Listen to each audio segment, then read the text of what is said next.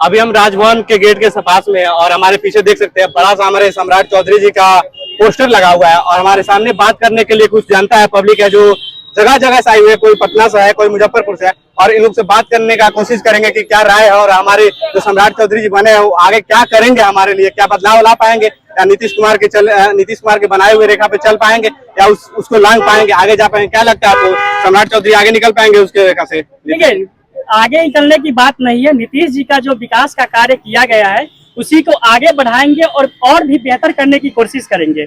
यहाँ नीतीश जी को पीछे करके आगे बढ़ने की कोई भी मतलब योजना नहीं है। नीतीश जी के मार्गदर्शन में बिहार को डेवलपमेंट करना है, यही सम्राट जी का पूरी निश्चय है।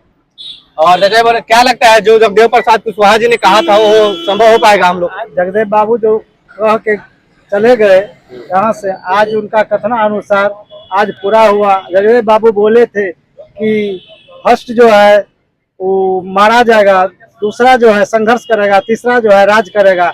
आज न जगदेव बाबू का कथनानुसार उसका अरमान पूरा हो गया। चलिए, बहुत बहुत धन्यवाद। और हम उनको बधाई देना चाहेंगे क्या कि हमारे कुशवाहा समाज की एक बड़ी छवि बना हुआ है, बड़े नेता बने हुए हैं और इनसे पूछना चाहेंगे क्या लगता है यहाँ जो घूसखोरी है, भ्रष्टाचार, वो खत्म कर पाएंगे हमारे सम्राट चौधरी जी?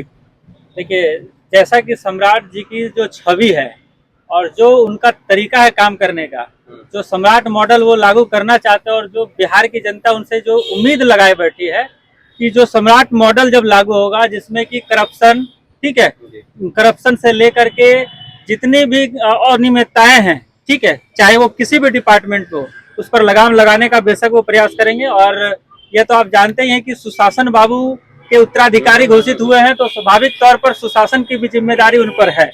तो यह मान करके चलिए कि सुशासन जो है उनके सिर्फ कथनी में नहीं करनी में भी दिखेगा, हम लोग यह उम्मीद करते हैं। और दूसरी बात ये कि युवाओं के साथ जो समस्या है, क्योंकि अक्सर हम लोग गर्दनी बाग धरना स्थल पर बैठते रहते हैं युवाओं की समस्या को लेकर के और अक्सर फाइट करते रहते हैं, इन सभी मुद्दों पर भी वो ध्यान देंगे। क्योंकि क्या है कि वाकई में खास करके आज भी बिहार के अंदर पलायन जो है बहुत बड़ी समस्या है और अगर वो इस समस्या से निपटारा पा गए तो बेशक बिहार को एक बहुत बड़ा और विकसित बिहार बनाने में वो कामयाब होंगे।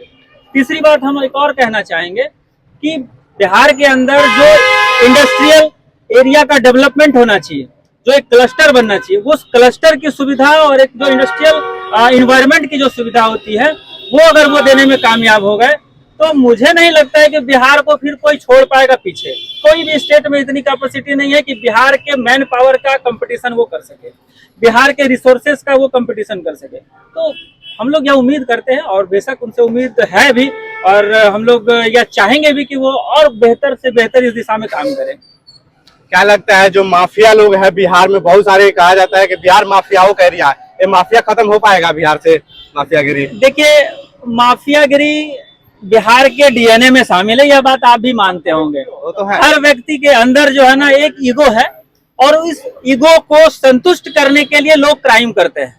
तो अब उस क्राइम को कंट्रोल करने के लिए कोई कानून नहीं हो बन सकता, संभव ही नहीं है। मान करके चलिए, अगर आपको किसी के साथ कुछ खुन्नस निकालना है तो कानून उस पर क्या करेगा? कुछ नहीं कर सकता। कानून की बाध्यता वहां तक से स्टार्ट होती है जब आप क्राइम करते हैं, क्राइम के बाद से कानून का काम शुरू होता है। क्राइम करने से पहले कानून कोई काम नहीं करता, ठीक है। आपके दिमाग में क्या चल रहा है उस पर कानून का कोई कंट्रोल नहीं होता। तो कानून अपने तरीके से काम करेगा। बेशक हम लोग उम्मीद करते हैं कि विधि व्यवस्था के मामले में सम्राट जी आज तक के सबसे जितने भी मुख्यमंत्री रहे सबसे अव्वल साबित होंगे। हम भी उम्मीद करते हैं कि वो अव्वल शामिल हो। लेकिन क्या लगता है जितने भी ऑफिसर्स है, कर्मचारी है, इसमें 99% घूसखोर बैठे हुए हैं, ये सुधर पाएगा इनसे? देखिए, करप्शन की बात करते हुए तो अरविंद केजरीवाल भी आए थे, आपको पता होगा। वो तो है। और करप्शन कितना सुधरा ये आप भी जानते हैं, है ना? ठीक है। तो उस तरीके से आप अगर दावा करें या पार्टी के लोग दावा करते हैं कि करप्शन सुधार देंगे तो यह पूरी तरह से संभव भी नहीं है। देखिए, अगर अर्थशास्त्री के तौर पर अगर हम बात करें तो अर्थव्यवस्था का जो डेवलपमेंट का जो स्टाइल है ना, वो स्टाइल ही उस तरह का है कि अगर उसमें करप्शन नहीं होगा तो वो डेवलपमेंट नहीं करेगा। अब आप सोच लीजिए, मोदी जी ने ऑनलाइन पेमेंट सिस्टम को स्टार्ट किया, ठीक है। अब ऑनलाइन पेमेंट सिस्टम कितना ज्यादा जरूरी तो है, ठीक है, लेकिन वो कितना ज्यादा कार्य मतलब वो करप्शन को फुलफिल कर पाएगा, खत्म कर पाएगा, ये कहना मुश्किल है। अब जितना भी, जैसे कि आप देख सकते हैं कि ब्लॉक है ना, या फिर डीएम ऑफिस है, इन सभी जगहों में ज्यादा आपको घूसखोरी करप्शन देखने को मिलता होगा। तो अब आप समझ लीजिए कि इस डिपार्टमेंट को अगर दुरुस्त करने की बात की जाए तो यह प्रयास किया जा सकता है, और यह सामूहिक प्रयास से ही संभव है। मतलब अगर जनता खुद चाहेगी, ऑफिसर्स खुद चाहेंगे, तभी यह बदलाव संभव है। अन्यथा किसी एक नेता के चाह लेने भर से करप्शन खत्म हो जाएगा, यह संभव नहीं है। सम्राट चौधरी तो बिहार के गार्जियन है, वो जो चाहेंगे वही होगा। वो चाहेंगे तो यहाँ के जितने भी ऑफिसर उस पर रोक लगा सकते हैं, घूसखोरी कम कर सकते हैं। देखिए, मानते इस बात को, सम्राट चौधरी आज की तारीख में बतौर मुख्यमंत्री, बतौर अभिभावक बिहार के लिए वो शपथ ले चुके हैं। कमिटमेंट उनका स्टार्ट हो चुका है आज से। लेकिन सवाल यह है कि एक व्यक्ति के ऑर्डर कर देने से करप्शन खत्म हो जाएगा, यह कहना मुनासिब नहीं होगा। उनसे फिर इतनी ज्यादा उम्मीदें नहीं की जा सकती है, यह संभव ही नहीं है। मान करके चलिए, आज आप किसी पद पर है, मैं अब एग्जाम्पल दे रहा हूँ, बुरा मत मानिएगा, एग्जाम्पल दे रहा हूँ। अगर आप किसी पद पर हैं, आपकी सैलरी 20,000 रुपया है, और अगर आपको 1,000 रुपया कमाने का मौका मिल जाए साइड से, तो क्या करेंगे आप? स्वाभाविक है कि लेंगे। अब 20,000 रुपये में आज की तारीख में लोग कैसे सरवाइव करेंगे? इस महंगाई के दौर से हम लोग गुजर रहे हैं, जो अर्थव्यवस्था का सिस्टम बना हुआ है। अब सोच लीजिए ना, बच्चों की पढ़ाई का फीस, घर चलाने का फीस, फैमिली की जरूरतें, घर, बिजली बिल, पानी बिल, बहुत तरह की चीजें, मतलब खर्च इतना ज्यादा बढ़ चुका है कि लिमिटेड कमाई में पॉसिबल नहीं हो पाता। तो गवर्नमेंट को इस दिशा में भी प्रयास करना चाहिए कि करप्शन को डायरेक्ट खत्म ना करके लोगों की जो एम्प्लॉय हैं उनकी सुविधा बढ़ाया जाए। क्योंकि अगर उनकी सुविधा में इजाफा किया जाएगा तो एक तरह से वो करप्शन करने से वो दूरी बनाएंगे। कोशिश यह हो सकता है। देखिए, पॉजिटिव वे में ही आगे बढ़ा जा सकता है, सीधे डिक्टेटरशिप की तरह नहीं कि यहाँ से करप्शन बंद तो बंद, यह अच्छी बात नहीं होगी लोकतंत्र के लिहाज से, और यह सही दिशा में कार्य किया हुआ जाना माना नहीं जा सकता। क्या लगता है, क्या सम्राट चौधरी जी काम कर पाएंगे जो नीतीश कुमार ने किया है, जिस अनुसार से बिहार को आगे बढ़ा है, उससे ज्यादा आगे बढ़ा पाएंगे? बिल्कुल बढ़ा पाएंगे, और उनके साथ में रहकर 2 वर्षों में उप मुख्यमंत्री रह करके उनका अनुसरण किए हैं और उनके ज्ञान को सीखे हैं। जिस तरह से कोई गुरुजी अपने विद्यार्थी को सिखाते हैं, उस तरह से सम्राट चौधरी ने 2 वर्षों में उप मुख्यमंत्री रह करके नंबर 2 बन करके नीतीश कुमार के साथ में रह करके उनके कार्यकलाप को सीखा है, और उसी को देख करके नीतीश कुमार ने उनको अपना उत्तराधिकारी भी बनाया है। और जिससे कि युवाओं की जो शान है, युवाओं की जो आशा है कि हमें पलायन से रोकने का काम सम्राट चौधरी करेंगे, उसी आशा और विश्वास के साथ नीतीश कुमार ने उसको पुनः मुख्यमंत्री बनाने का काम किए। और अपने पुत्र को, जो परिवारवाद के लोग नाम पर बोलते थे, आज देखिए कि अपने पुत्र को ना उप मुख्यमंत्री बनाए, ना कि मुख्यमंत्री बनाए, और एक दूसरे आदमी को जो उनके साथ में हाथ कंधा से कंधा मिला करके चलते थे, उनको मुख्यमंत्री बनाने का काम किए। और यहाँ तक कि हमारे कुशवाहा समाज के जगदेव प्रसाद जो थे, उन्होंने कहा था कि पहली पीढ़ी हमारी मारा जाएगा, नहीं लड़ेगा और मरेगा, और दूसरी पीढ़ी संघर्ष करेगा, जो कि उपेंद्र कुशवाहा ने संघर्ष किया, और उसका परिणाम सम्राट चौधरी को आज राज करने का मौका मिला, और वह काम करके दिखाएगा। और जो हमारा मोदी जी का भी नारा है, सर्वजन विकास, सबका साथ, उस पर भी खरा उतरने का काम हमारे सम्राट चौधरी जी करेंगे, ये हम लोग का आशा और विश्वास है। जहाँ तक आप पूछ रहे थे घुसखोरी की बात, घुसखोरी में जब तक हम आम जनता सजग नहीं होंगे तो घुसखोरी बंद नहीं होगा। जैसे आप उदाहरण स्वरूप ले लीजिए, हमारे बिहार में दारू बंद है, लेकिन दारू पीने वाला पी रहा है, बेचने वाला बेच रहा है। क्या लगता है, दारू, ये जो सम्राट चौधरी जी दारू खोल पाएंगे या नहीं खोलेंगे? बिल्कुल नहीं खोलना चाहिए। सब जगह मिल रहा है, ऐसा नहीं कहीं नहीं मिला, सब जगह दारू मिल रहा है, सब जगह लोग बीमार पड़ रहे हैं, सब जगह लोग मर रहे हैं। देखिए, खोलने से बहुत हानि है, नहीं है तो कम से कम डर है बेचने वाले को भी और पीने वाले को भी। वो कम से कम प्रशासन से डरता है। अगर खुल जाएगा तो किसी से वो डरेगा नहीं, खुलेआम दारू पिएगा और बेचेगा, और इसलिए हमारी माँ बहनों को ज्यादा परेशानियां होती है।